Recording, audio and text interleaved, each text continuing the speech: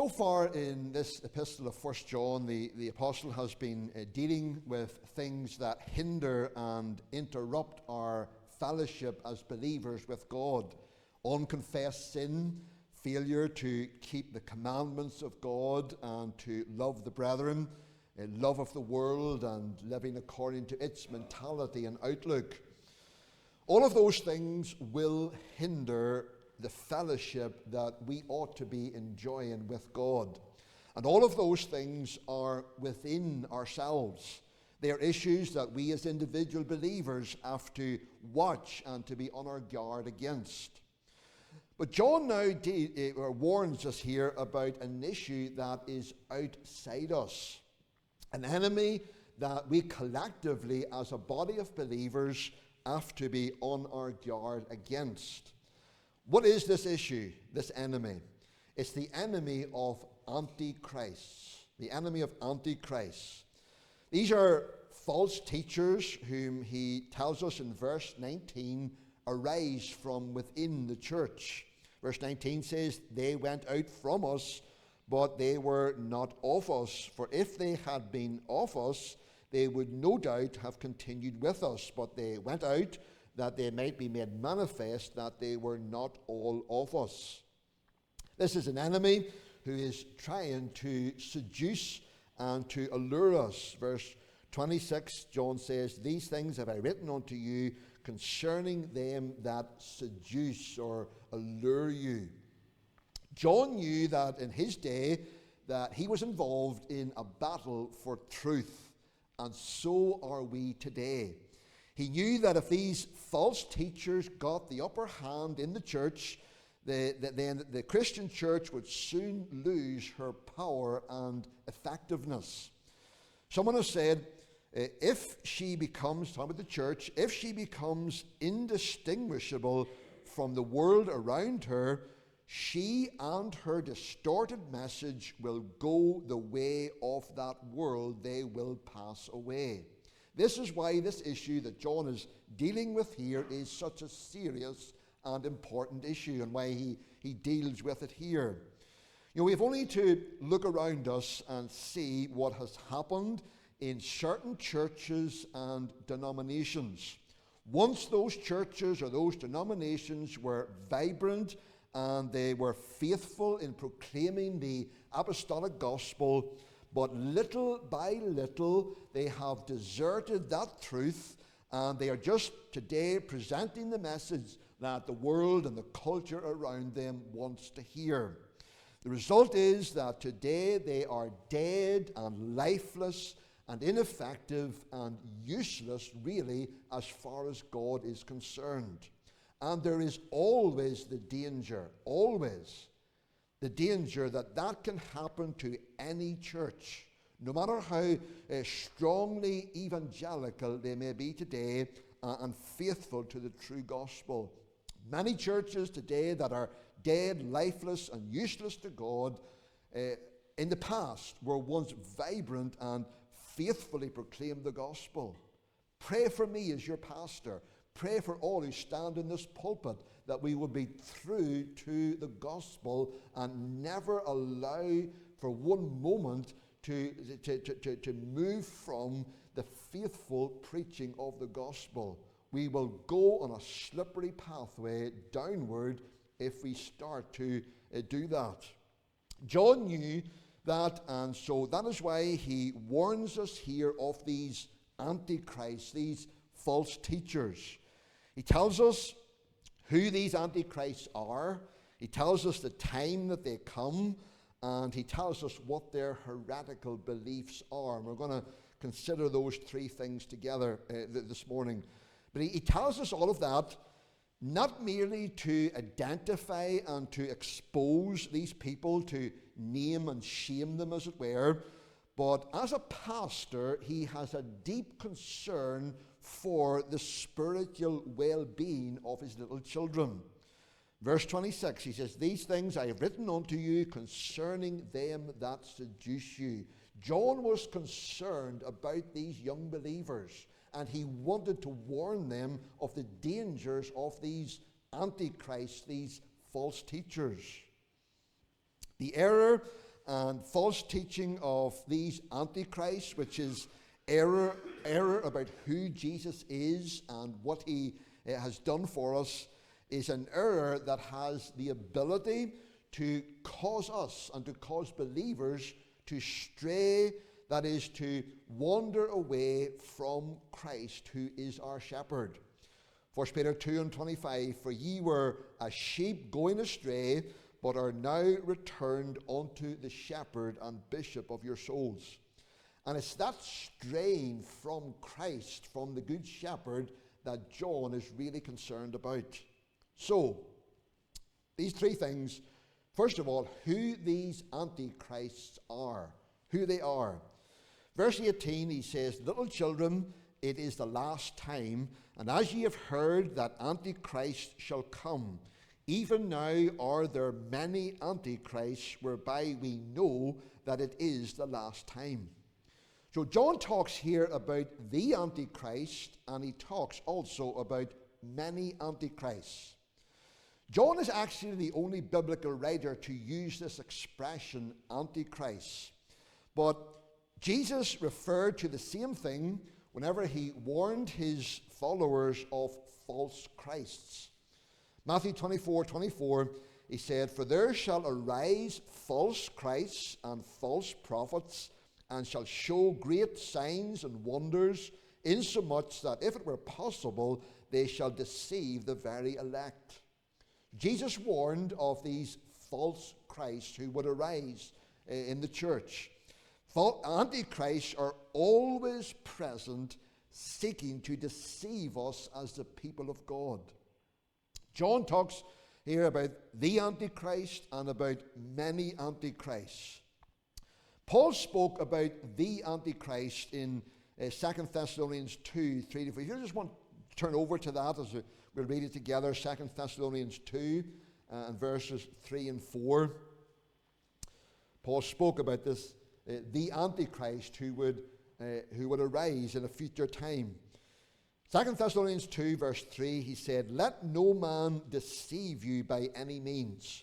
For that day, talking about the day of the Lord, the day of the return of Christ, he said, for that day shall not come, except there come a falling away first, and that man of sin be revealed, the son of perdition, who opposeth and exalteth himself above all that is called God, or that is worshipped, so that he as God sitteth in the temple of God, showing himself that he is God.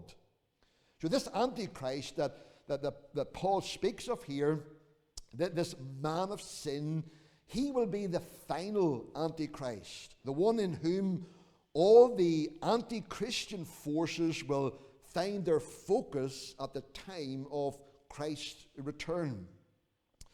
But what the New Testament is clear on is that in every generation there will be anti-Christian forces who will manifest themselves in their ruthless opposition to Christ and his truth and his people.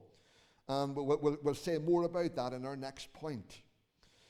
John tells us more in verse 19 about who these antichrists are. He says they went out from us. In other words, these people originated from within the church. This is important to note. These antichrists, they originated from within the church. Now, does that mean that they were true believers who then fell away? No, it doesn't. These people only gave the impression that they were true believers and united to Christ. Not everyone who sits in a church and professes to be a Christian is necessarily a true Christian, a true born-again believer. These people they started off in the church, but they were not true believers. They did not have a genuine experience of God's salvation. But they ended up abandoning the fellowship of Christ's people, showing that they had never been truly converted. They went out from us, John says, but they were not of us. They had never been truly a part of Christ's church. And verse 19, he says, they went out from us, but they were not of us. For if they had been of us, they would no doubt have continued with us. But they went out that they might be made manifest that they were not all of us. In the New Testament, continuing, persevering is the mark, the fruit of true faith. If someone is genuinely saved and converted and truly knows the Lord, they will continue on in their faith. Matthew 24:13 says, but he that shall endure unto the end, the same shall be saved. Now there may be temporary lapses.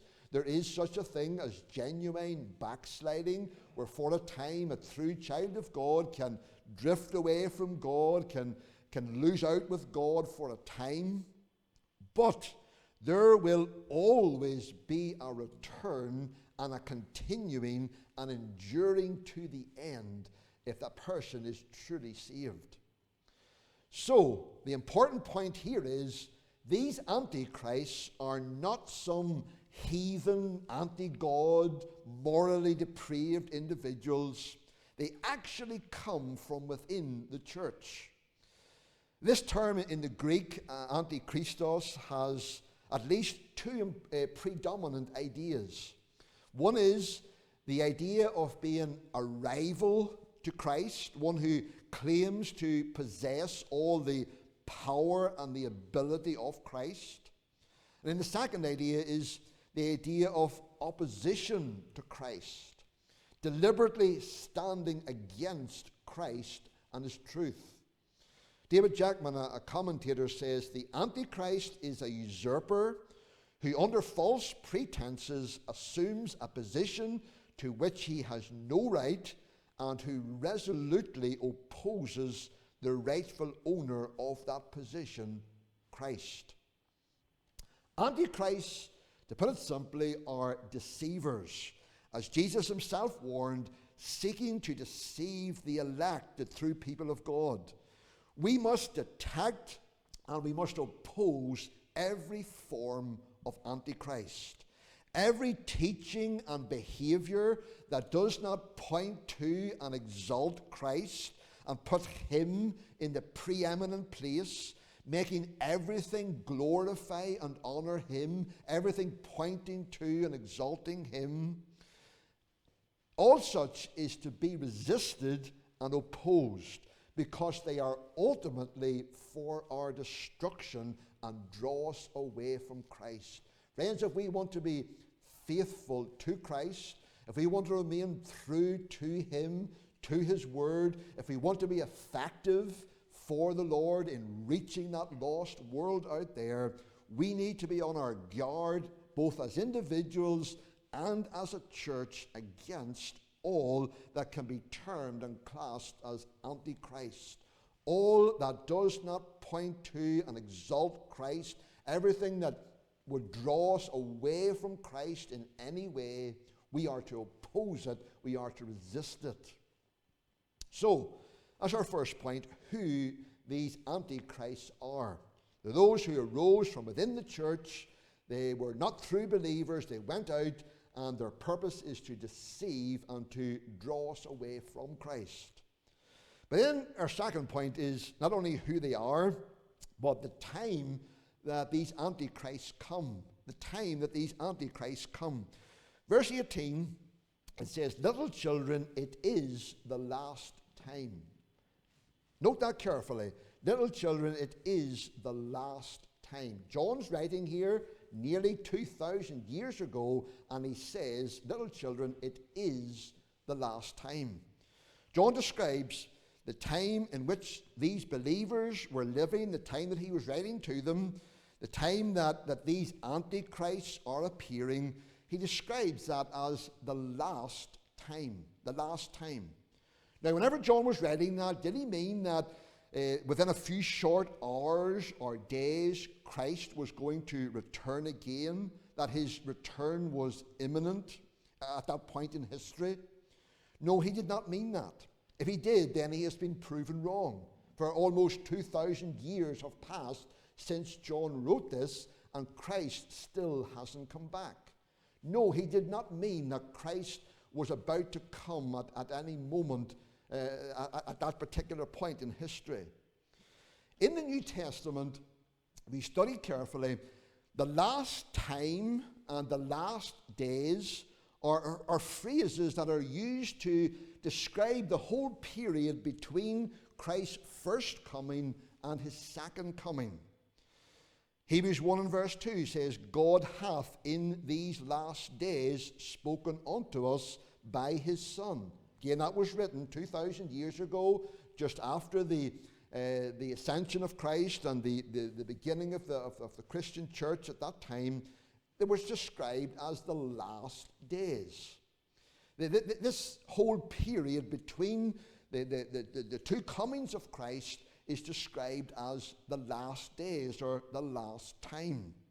And it's called the last time because God has only one appointment left on his calendar to fulfill, and that is the coming again of Christ as King and Judge, and coming again to consummate his whole plan of salvation.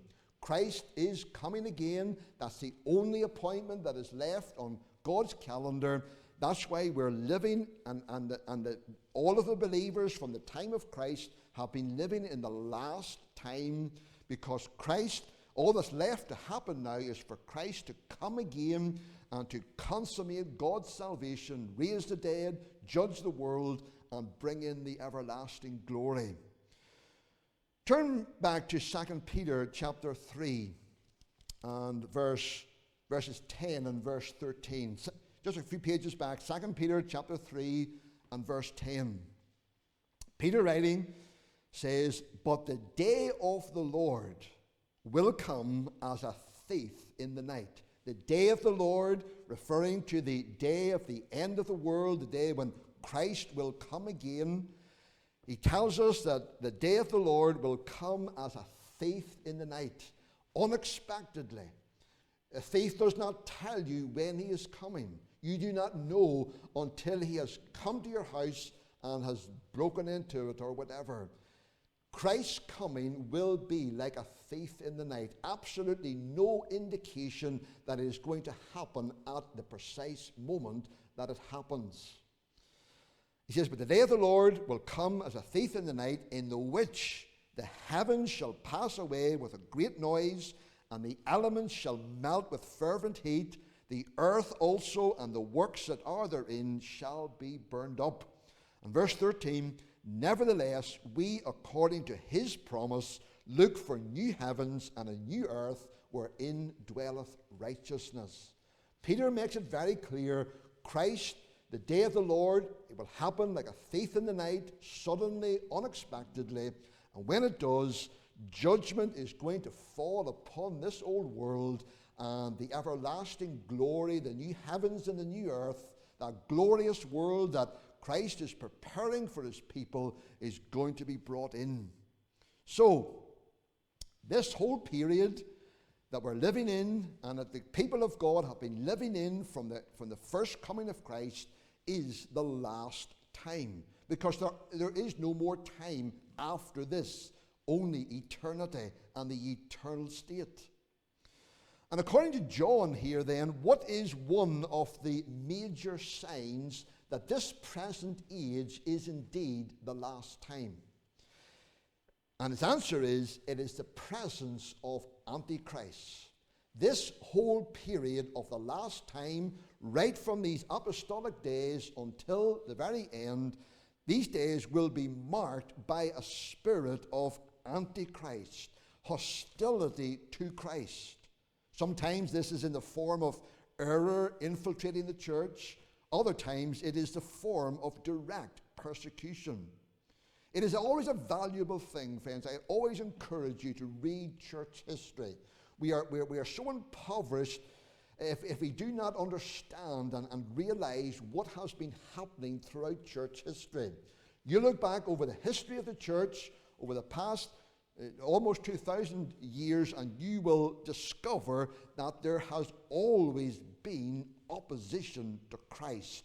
There has always been, just as John says here, many antichrists. different forms that it takes. Sometimes there's the error infiltrating the church. That has always been. These New Testament writers warned the churches and believers about false teaching that would enter in. And all the times there's been direct persecution. But all the time it's a spirit of Antichrist, a spirit of opposition to Christ. And the New Testament teaches that toward the end of this period, what might be called the last of the last days, which I believe we may well be living in at this very time, toward the end of this period, the opposition of these anti-Christian forces will intensify and will be embodied in one individual, that is the Antichrist. His appearing will just be the grand finale, as it were, the climax of all of this spirit of Antichrist that has prevailed throughout this whole period of the last time. There's nothing new going to appear at the end of the world at the time of Christ's second coming. Just the intensifying and the final assault, as it were, of Antichrist that has always been in the world from the first coming of Christ. The carnal fascination, that's what I would call it, carnal fascination that there has been in certain Christian circles about end-time events, the supposed fulfillment of prophecy in specific current political events, the Antichrist, trying to identify who the Antichrist is. All of this has been, I believe, a successful ploy of the enemy to distract us as the people of God from the real and the ultimate issue. What is the real and the ultimate issue? It is that antichrists are always present throughout this entire dispensation from the first coming to the second coming of Christ. This means that as believers, we are always in danger of being led astray from Christ by the enemy of our souls. Where people get so caught up with an end-time Antichrist, who he's going to be, and so fixated with that, they are many times neglecting the real issue, which is that there are antichrists who are against me today. There are spiritual forces at work that are seeking today to draw me away from Christ, to rob me of the blessings that I ought to be knowing as a child of God. That's the real issue. The ultimate issue is not some war that's going to be fought in the Middle East, but the daily war and conflict that we have with our spiritual enemy. Ephesians 6 and verse 12. For we wrestle not against flesh and blood, but against principalities, against powers, against the rulers of the darkness of this world, against spiritual wickedness in high places. Every day we live, friends, we are in a spiritual battle, a spiritual warfare, which is literal and real. We are in a battle with Antichrist and with other sinister forces whose ultimate aim is to draw us away from Christ and from his truth, both as individuals and as a church. This is what John is concerned here to warn his little children of, and which every faithful preacher of the word should warn his people about. So who they are, the time that they will come, and then thirdly, the heretical beliefs of these antichrists. The heretical beliefs of these antichrists. Verse 21, he says, I have not written unto you because ye know not the truth, but because ye know it, and that no lie is of the truth. Who is a liar but he that denieth that Jesus is the Christ? He is Antichrist, that denieth the Father and the Son. John, in his usual characteristic blunt style, does not beat around the bush, but he calls these people for what they are: liars. Liars. Why does he call them liars? It is because they are denying that Jesus was God's Messiah and Son. What was the nature of their denial? Chapter 4 and verse 3. It says, every spirit that confesseth not that Jesus Christ is come in the flesh is not of God. And this is that spirit of Antichrist, whereof ye have heard that it should come, and even now already is in the world. These false teachers refused to believe that Jesus came in the flesh. They were denying the foundational truth of the incarnation of Christ. You know, if Jesus Christ was not God come in human flesh, as we remember specifically at Christmas time, then the very foundation of the gospel has been destroyed. If Jesus is not God himself come in human flesh. This is why this denial of these antichrists is a serious matter. Because to deny that Jesus is the Christ come in the flesh is to deny the Father and the Son.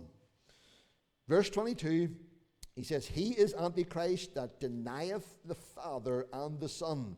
Whosoever denieth the Son, the same hath not the Father. But he that acknowledgeth the Son hath the Father also. John's very, very clear here, friends, isn't he?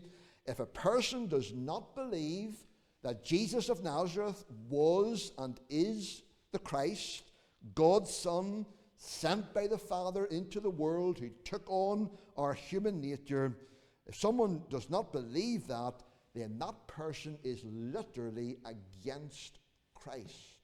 They're against Christ. To deny any aspect of the truth concerning Christ, and especially to deny that he came as God and was manifest in flesh, is really to deny Christ, is really to oppose him. You know, if I were to meet a stranger and that person didn't know me from Adam, and I were to tell them that who I was, I were to explain to them that I had a family, that I had a wife and 2 children, and if that person did not believe, if they believed some of what I said but didn't believe all of it, they denied perhaps that I have 2 children, for example, would they be accepting me and believing the truth concerning me? No, they wouldn't. They're denying part of what is true of me. And these people, these antichrists, they were denying who Christ really was, that he was God come in the flesh. Therefore, they were against him. They were really denying who he was. And if a person does not believe that Jesus Christ is God come in the flesh, that person is literally against Christ, and John says they do not know the Father. This means that that person is not saved. They are not restored to a right relationship with God the Father. Why? Because they are denying the whole foundation upon which that relationship is built. That is, Christ come in the flesh and laying down his life as a sacrifice for our sins, a sacrifice that was once for all and forever. That is why the Roman Catholic system is a system of Antichrist. Why? Because while they believe certain truths concerning Christ, they do not believe in the all-sufficient sacrifice of Christ. Every time the Mass is performed, Christ, in their understanding and according to their belief system, is being re-sacrificed. Blasphemy, it is a spirit of Antichrist. It is opposed to who Christ is and his glorious work on our behalf. No wonder John uses such severe language here, calling these people liars and seducers. The issues at stake are absolutely critical. These people were denying who Jesus really was, and as a result, they were promoting teaching that would endanger the salvation of sinners.